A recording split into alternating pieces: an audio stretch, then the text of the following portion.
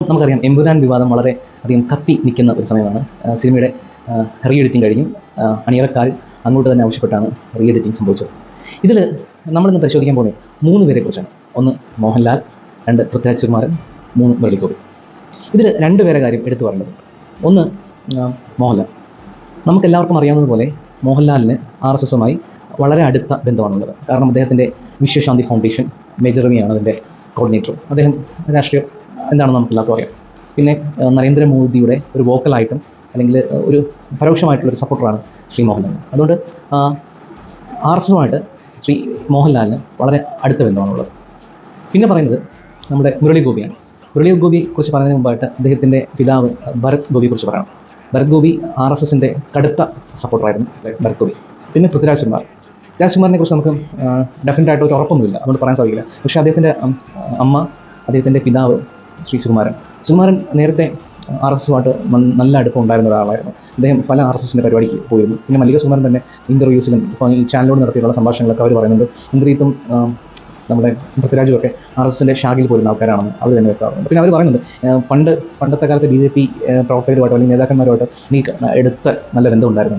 ഇത് നമുക്കറിയാം, കഴിഞ്ഞ തെരഞ്ഞെടുപ്പിൽ മല്ലിക സുകുമാരൻ വളരെ ഓപ്പണായിട്ട് BJPക്ക് വേണ്ടി വോക്കലി സംസാരിച്ച വ്യക്തിയാണ്. അതിനകത്ത് വിട്ടുപോകുന്ന ഒരാളുണ്ട്, മുരളി ഗോപിയുടെ രാഷ്ട്രീയം ഇപ്പോഴും സംഘപരിവാറിന് പിടികൊടുത്തിട്ടില്ല. കാരണം അദ്ദേഹത്തിന് നേരത്തെ സിനിമകളായിട്ടുള്ള ലെഫ്റ്റിലും പിന്നെ ഈ അടുത്ത കാലത്തിൽ അദ്ദേഹം സ്വീകരിച്ചിട്ടുള്ള നയങ്ങളാണ് RSSകാർക്ക് കൂടുതൽ ഇദ്ദേഹത്തെ സ്വീകാര്യമാക്കിയിട്ടുള്ളത്.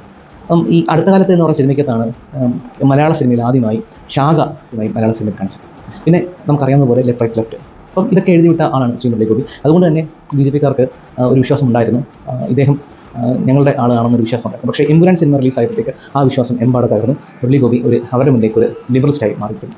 പിന്നെ പൃഥ്വിരാജ് സുകുമാരൻ്റെ കാര്യം, ഇദ്ദേഹം ഡെഫിനറ്റ്ലി നരേന്ദ്രമോദി സർക്കാരിനും കേന്ദ്ര സർക്കാരിനും എതിരായി സംസാരിച്ചുകൊണ്ടിരിക്കുന്ന വ്യക്തിയായിരുന്നു ഇദ്ദേഹം. കാരണം നമുക്കറിയാം പൗരത്വ ഭേദഗതി ബില്ല്, പിന്നെ ലക്ഷദ്വീപിൻ്റെ വിഷയത്തിലൊക്കെ ഇദ്ദേഹം വളരെ സ്പോണ്ടേനിയസ് ആയിട്ട് വളരെ ക്വിക്കായിട്ട് റിയാക്ഷൻ നടത്തിയിട്ടുള്ളതായിരുന്നു നമ്മുടെ പൃഥ്വിരാജ്. അപ്പം ഇങ്ങനെയാണ് ഒരു രാഷ്ട്രം. പക്ഷേ നമ്മൾ പറയാൻ പോകുന്നത് പറഞ്ഞാൽ ഇവർക്കത് അറിയാമായിരുന്നു. കാരണം ഇന്ത്യയിൽ ഇത്രയും ബഡ്ജറ്റിൽ, മലയാളത്തിൽ നിന്ന് ഇത്രയും ബഡ്ജറ്റിൽ ഒരു സിനിമ വരുമ്പോഴത്തേക്ക് സിനിമ നല്ല രീതിയിൽ ഹിറ്റായാൽ മാത്രമേ പ്രേക്ഷകരെ കാണുകയുള്ളൂ എന്നുള്ളൊരു വിശ്വാസം ഇവർക്കിടയിൽ ഉണ്ടായിരുന്നു. അപ്പോൾ ഡെഫിനറ്റ്ലി ഇവർക്ക് അറിയാമല്ലോ. കാരണം ഇന്ന സീനൊക്കെ കാണിക്കുകയാണെങ്കിൽ വിവാദമാവുന്നു അല്ലെങ്കിൽ പരാമർശിക്കപ്പെടുമെന്ന് ഇവർക്കെല്ലാം അറിയായിരുന്നു. അപ്പോൾ ഇവർക്ക് നേരത്തെ ഒരു പ്ലാൻ ബി ഉണ്ടായിരുന്നു. ആ പ്ലാൻ ബി ആണ് ഇപ്പോൾ നടപ്പിലായത്. ഇതിനകത്ത് ലാലേട്ടൻ, അതായത് മോഹൻലാൽ ഇതിനകത്ത് ബോധപൂർവമായിട്ട് ഒന്നാണോ എന്നൊരു സംശയം മാത്രമേ ഇപ്പോൾ നിലനിൽക്കുന്നുള്ളൂ. പക്ഷേ മുരളി ഗോപിയെ സംബന്ധിച്ചിടത്തോളം, പൃഥ്വിരാജിനെ സംബന്ധിച്ചിടത്തോളം സിനിമ റിലീസായപ്പോൾ തന്നെ ഇവരുടെ ഒരു പൊളിറ്റിക്സ് വിജയിച്ചു എന്ന് വേണം പറയാൻ.